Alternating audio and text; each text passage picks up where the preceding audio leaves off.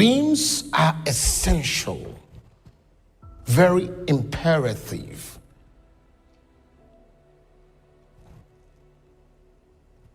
And if you desire to be effective in the world of dreams, then you ought to learn how to abide in him and he in you.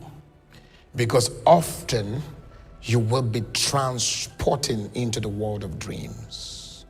Because that is where God speaks to his people.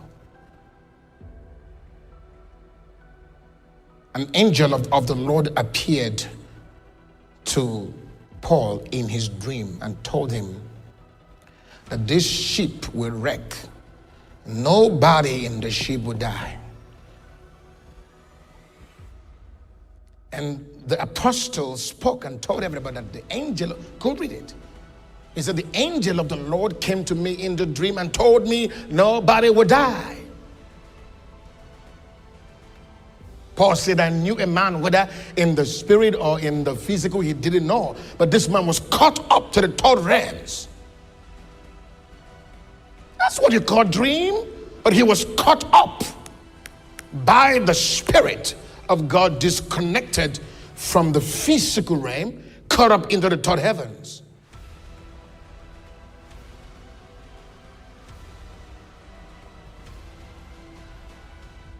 Today we enjoy the book of Revelation. Everybody enjoys the book of Revelation. But let me tell you the bruises and the pain that John the Beloved had to go through in order to have access to the third heavens. The Bible recorded that he was wounded, pierced. They did everything they could do to his physical body. And the very night they had put him in a drum of oil and cast him into an oven overnight. And when they opened the drum, he was alive. But I know he was in a severe pain. The body must have been completely distorted. In that state of pain and bruises, they cast him and dumped him in the island of Patmos. There he was in between life and death. It was a quick transition into dimensions beyond here, because already the body had been bruised. So the weight of physicality, the weight that short circuits the frequencies of the spirit beyond here, of the realm beyond here, was completely silenced.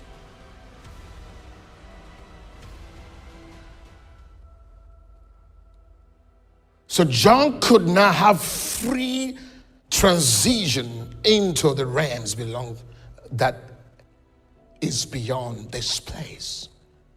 You know, it takes a man like me to fish out certain truths.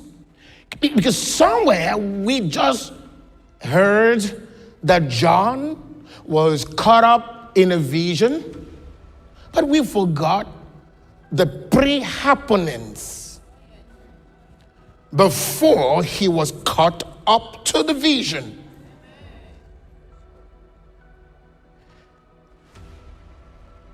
Stephen was stoned. Stones were coming from left and right. In that state of bruises, pain, hitting his face, boom, brain, boom. Do you know how many people that stoned Stephen? There were too many of them. You think that there was no pain? There was pain, brother.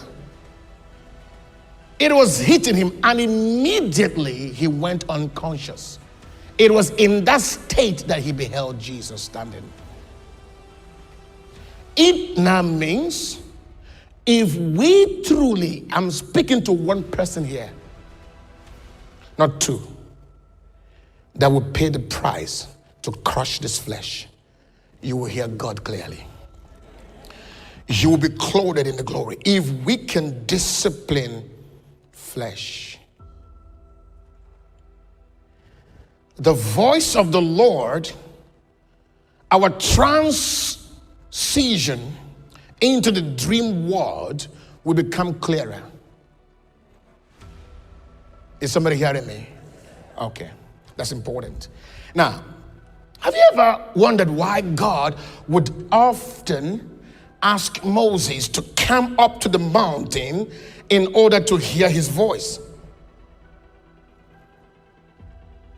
Do you know the pain, the prerequisites, the oppression, the dryness, the affliction that comes on the body of Moses? Go study and find out how many days does it take Moses to get to the top of the mountain. I will tell you why God meets most of these folks in the mountains. Because between the house of Moses, the very moment Moses leaves his house and start journeying through the wilderness and start climbing the mountains, the flesh is crushed. That is the preparation for meeting the Lord. It means that every lust in Moses dies.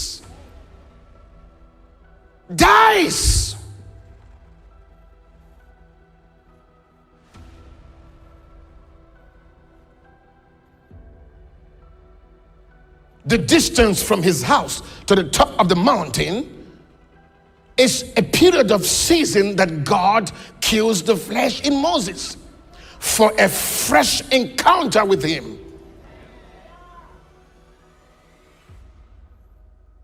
Is somebody hearing me tonight? Now this I am saying right now addresses one thing. Why you don't remember your dreams.